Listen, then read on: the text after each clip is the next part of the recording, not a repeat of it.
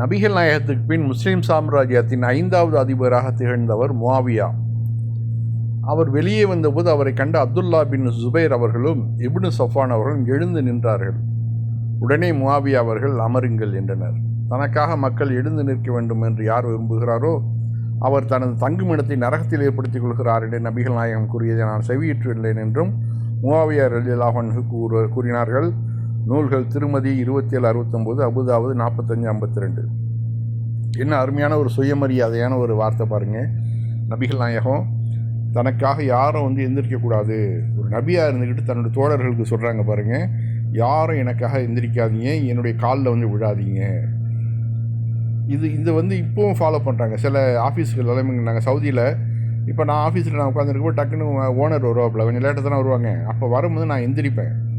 எந்திரிக்கும் போது டக்குன்னு கையை காமிச்சு வேண்டாம் எந்திரிக்காத, 2-3 தடவை எனக்கு சொல்லியிருக்காப்புல, நீ எந்திரிக்காத, நீ மட்டும் சொன்னால் நான் வரும்போது நான் அஸ்ஸலாமு அலைக்கும் சொல்லுவேன், அலைக்கும் ஸலாம் சொல்லிவிடு, அதோட முடிஞ்சு, எனக்காக எந்திரிக்காத அப்படிங்கிறாங்க.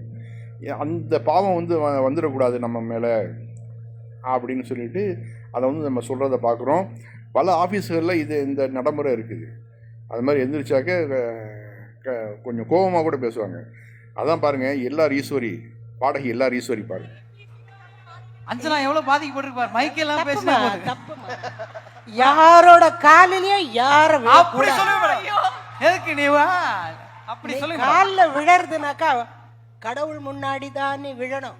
ஆமா, மனுஷால் முன்னாடி நீ கண்டிப்பா கால்ல விழக்கூடாது. அந்த அம்மா சொல்றாங்க, யார் காலையும் யாரும் விழக்கூடாது, கடவுளை தவிர வேறு யார் காலையும் விழக்கூடாதுங்கிறாங்க. இப்போ நபிகள் நாயகம் சொன்னதை தான் அவங்க வேறு விதமாக சொல்கிறாங்க. இதை யார் இந்த பழக்கங்கள்லாம் இங்கே உண்டு பண்ணி வச்சாங்கன்னு தெரியல. காலில் விழுகிற கலாச்சாரம் இந்த நம்ம எடப்பாடி பழனிசாமியிலேருந்து நம்ம வரிசையாக பார்த்துட்டு இருக்கிறோம். இந்த காலில் விழும் கலாச்சாரம் எப்படிப்பட்ட ஒரு மோசமான ஒரு நிலைமைக்கு போயிருக்குது அப்படிங்கிறது. அதனால் இந்த காலில் விழுகிறது அவன் தன்னுடைய சிரத்தை கீழே அவனுடைய காலில் வச்சானாக்க எவ்வளோ பெரிய மோசமான இழுக்கு.